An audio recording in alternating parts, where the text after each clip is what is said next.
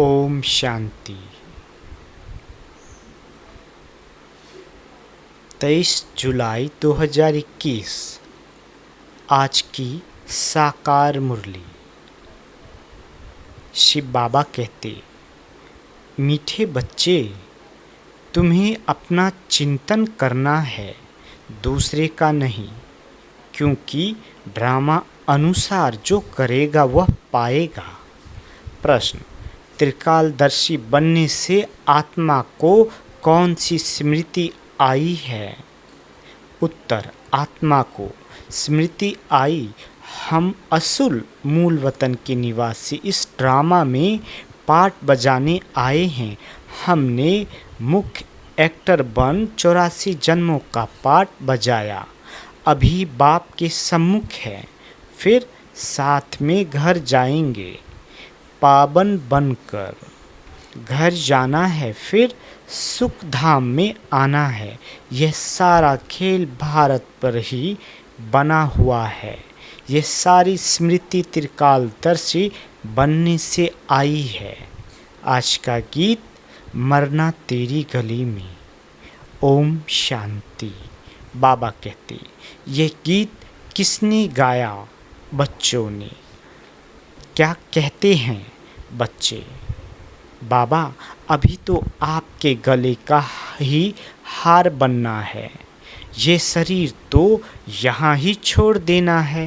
बच्चे जानते हैं, शांति धाम व निर्माण धाम में बाप और हम बच्चे आत्माएं रहते हैं। अब बाप घड़ी घड़ी कहते हैं, अपने को आत्मा निश्चय करो। तुम जानते हो, हम आत्माएं बाप के साथ निर्माण धाम में रहने वाले थे, फिर यह शरीर धारण कर 84 जन्मों का चक्र लगाया है। बच्चे जानते हैं, हम बरोबर परम धाम के निवासी हैं। अब फिर बाबा आए हैं, तुम बैठे हो, देखते हो, बाबा सामने बैठे हैं। यहाँ है लौकिक शरीर के संबंध, हम असुल आत्माएं थी, फिर लौकिक संबंध में सुख का और दुख का जीवन बिताया। अभी तुम आत्माएं त्रिकालदर्शी बनी हो। बाप भी तीनों कालों, तीनों लोकों को जानने वाला है। तुम भी जानते हो, नंबरवार पुरुषार्थ अनुसार पढ़ाई की याद तो रहनी चाहिए। बाबा कहते ना, अभी स्मृति आई है। बाबा ने समझाया है, तुम मूल वतन में रहने वाले हो। अभी तुम बाप दादा द्वारा त्रिकालदर्शी बने हो। तुम जानते हो, इस ड्रामा के हम मुख्य एक्टर्स हैं। सारे ड्रामा का नॉलेज तुम्हारी बुद्धि में अब है। स्मृति आई है, हम आधा कल्प सुख धाम में रहते हैं, वहाँ रावण होता नहीं। हम आत्माएं पूरे 84 जन्मों का चक्र लगाती है। अभी बाप सम्मुख बैठे हैं। आपकी श्रीमत पर चल, हम आपके साथ चलेंगे। जितना हो सके आपको याद करेंगे। तुम बच्चों को सारा दिन यही ख्याल में रहना चाहिए। बाबा कहते, जब कि त्रिकालदर्शी बने हो, ऊंचते ऊंच है भगवान, उनके साथ तुम बच्चे भी ऊंचते ऊंच रहने वाले हो। अभी तुम बच्चों को घर की याद आई है। हम पवित्र बन अपने परम धाम घर जाएंगे। बाप शिव की पूजा होती है तो शालिग्रामों की भी पूजा होती है। बाप ही आकर आत्माओं को पावन बनाते हैं। आत्माओं को पवित्र बनाने वाला एक ही बाप है और कोई बना न सके। अभी तुम सारे ड्रामा के खेल को जान चुके हो, समझते हो भारत पर ही खेल बना हुआ है। तो अब तुम बच्चों को बाप सम्मुख बैठ समझाते हैं। हर एक जीव की आत्मा जानती है, बाबा ज्ञान का सागर है। उनको भक्ति मार्ग में बुलाते आए हैं और प्रतिज्ञा करते आए हैं। बाबा आप आएंगे तो ज़रूर हम आपकी मत पर चलेंगे। यह कोई लौकिक संबंध की बात नहीं।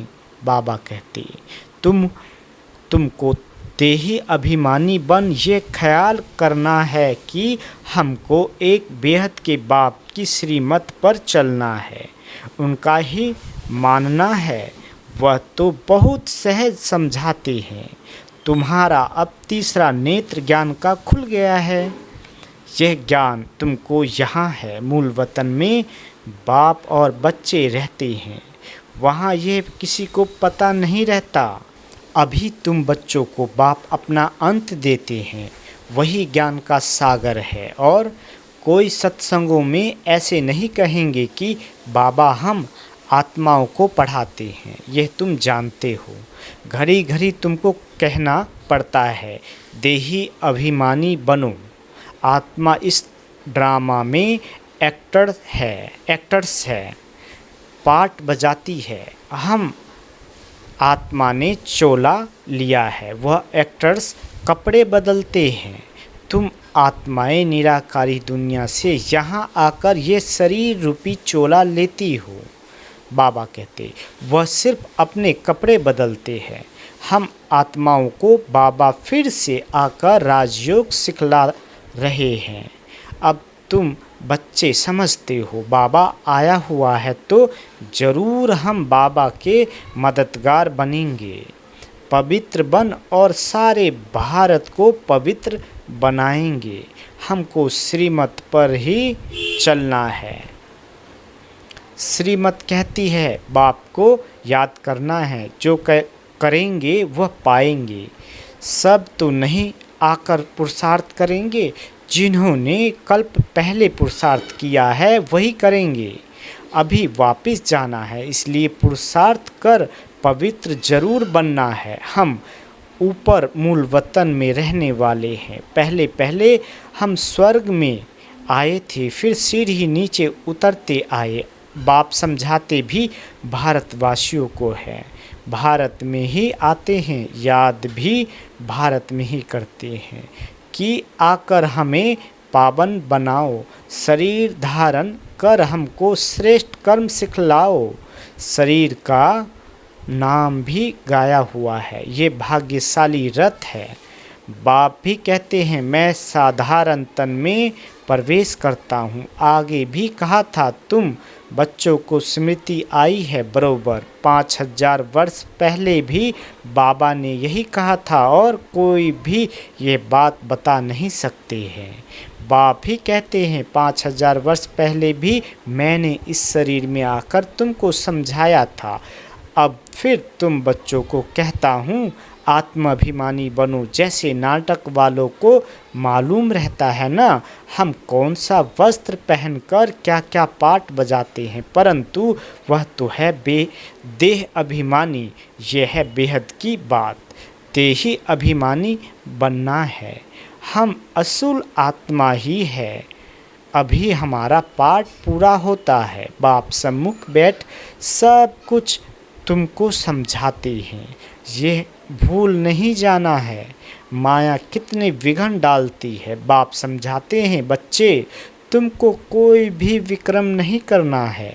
मनसा तूफान भल बहुत आएंगे, अपनी परीक्षा लेनी है। हमारी कर्मेंद्रियां चलायमान तो नहीं होती है, हम काम को जीत सकते हैं। तुम्हारे लिए तो बहुत सहज है। हम आत्मा हैं, एक बाप के बच्चे हैं। बाप से ही योग लगाना है। कर्मेंद्रियों में चलायमानी होना ये भी देह अभिमान हुआ ना। तुमको कोई से भी डरना नहीं है, निर्भय बनना है। बाबा कहते कभी भी कहाँ जाओ तो साक्षी हो देखना है। हम तो आत्मा है। इस खेल को तुम पूरा जान गए हो। ऊंचते ऊंच बाप है, ये बुद्धि में आया है। उनको बिंदी कहा जाता है। निराकारी दुनिया में आत्माओं का झार है। बीज से झार निकलता है, फिर नंबर वार पत्ते आते हैं। ये भी ऐसे है, ऊपर से नंबर वार आत्माएं आती है। आत्मा प्रवेश कैसे करती है, निकलती कैसे है, ये कोई देख ना सके। अब बाप समझाते हैं, तुम्हारी आत्मा पतित हो गई है, उनको पावन बनाओ। इन द्वारा बाप बैठ समझाते हैं। बात तो कर्मेंद्रियों से करते हैं ना। आत्मा बिंदी इसमें नहीं होती तो कर्मेंद्रियाँ कुछ कर नहीं सकती। इतनी छोटी बिंदी कितनी पावरफुल है, उनमें सारी नॉलेज है। बाप ज्ञान का सागर है जो तुमको बैठ समझाते हैं, उनमें सारा ज्ञान है। ये भी उनका पाठ नूंधा हुआ है। तुम्हारी आत्मा में भी 84 जन्मों का पाठ है। तुम दुख सुख का पाठ बजाते हो, दुख में बहुत तकलीफ लेते हो। बाप कहते हैं, मैं तो पुनर्जन्म में आता नहीं हूँ। तुम 84 जन्म लेते हो, मैं तो नहीं लेता हूँ। मैं आकर तुम बच्चों को सहज युक्ति बताता हूँ कि मुझे याद करो तो पावन बनेंगे। आधा कल्प तुम कामचिता पर बैठ तमो प्रधान बने हो। आत्माओं से ही बाप बात करते हैं। आत्मा के आर्गन्स पहले छोटे होते फिर बड़े होते हैं। आत्मा तो छोटी बड़ी होती नहीं। आत्मा ही कहती है, हे पतित पावन आओ।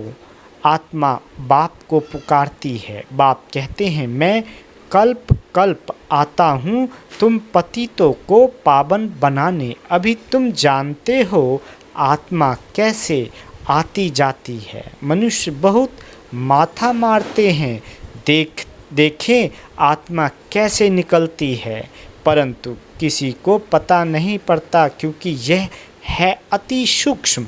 बाबा कहते, छोटी सी आत्मा में कितना पाठ है। जैसे बीज में सारा झार है, वह तो बीज है। जड़ बर का झार होता है, उसका बीज कितना छोटा, उनसे झार कितना बड़ा लंबा निकलता है।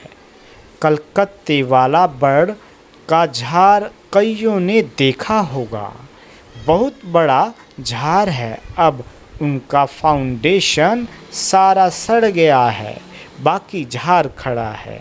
ये भी ऐसे हैं, देवता धर्म का फाउंडेशन है नहीं, झार की भी अब जर्जरीभूत अवस्था है। ये भी तुम जानते हो।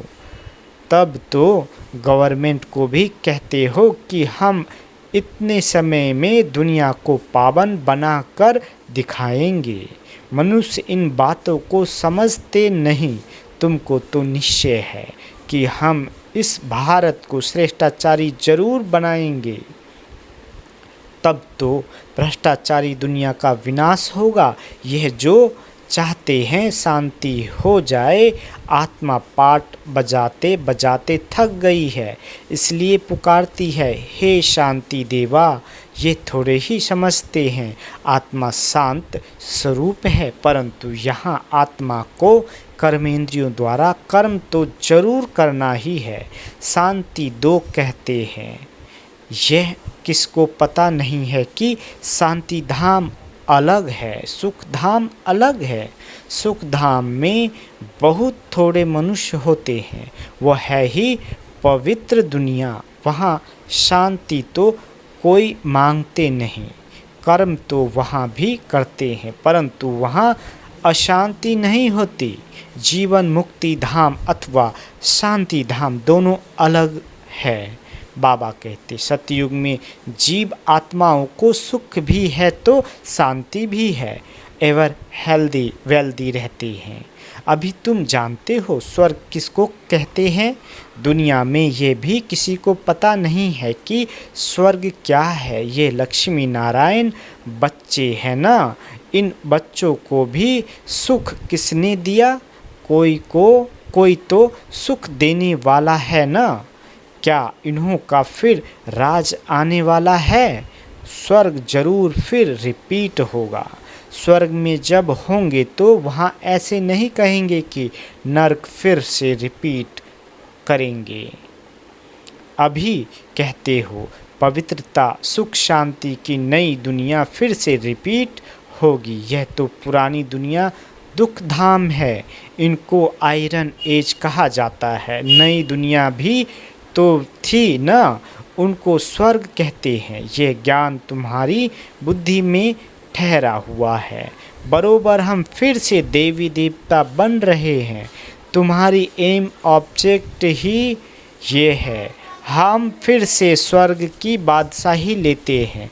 बेहद के बाप से वर्षा जरूर पाएंगे। यह अच्छी रीति याद करना है। हम आत्माएं यहाँ रहती है, फिर हम यहाँ आए हैं पाठ बजाने।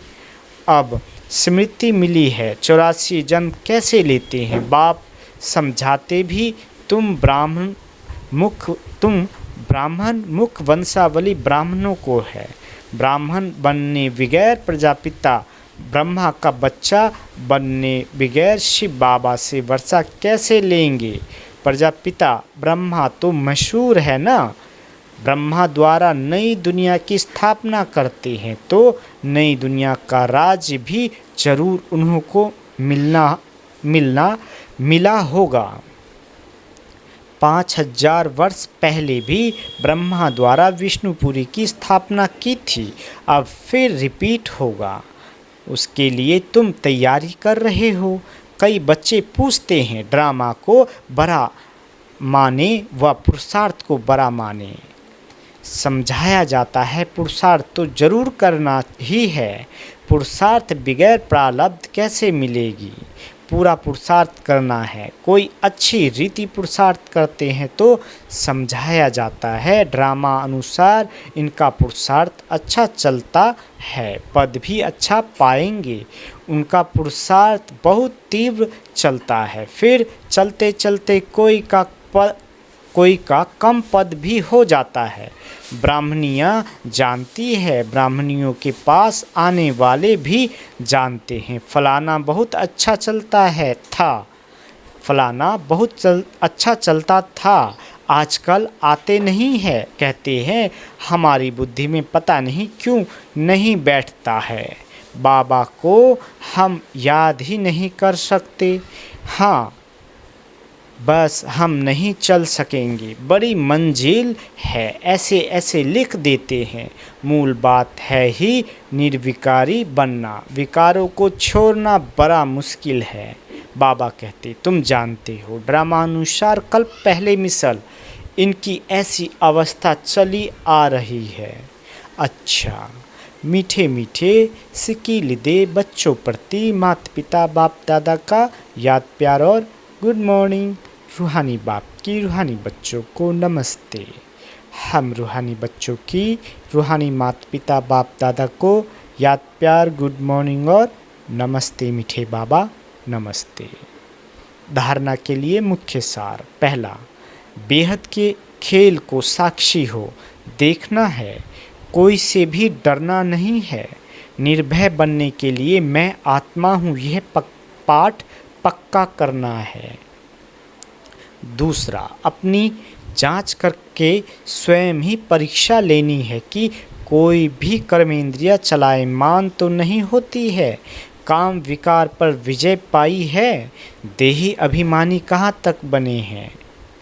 वरदान, कंबाइंड स्वरूप की स्मृति और पोजीशन के नशे द्वारा कल्प कल्प के अधिकारी भाव। बाबा कहते मैं और मेरा बाबा इस स्मृति में कंबाइंड रहो तथा ये श्रेष्ठ पोजीशन सदा स्मृति में रहे कि हम आज ब्राह्मण हैं, कल देवता बनेंगे। हम सो हम का मंत्र सदा याद रहे तो इस नशे और खुशी में पुरानी दुनिया सहज भूल जाएगी। सदा यही खुमारी रहेगी कि हम ही कल्प कल्प की अधिकारी आत्मा है। हम ही थे, हम ही हैं और हम ही कल्प कल्प होंगे। स्लोगन, स्वयं का स्वयं ही टीचर बनो तो सर्व कमजोरियां स्वतः समाप्त हो जाएगी। अच्छा, ओम शांति।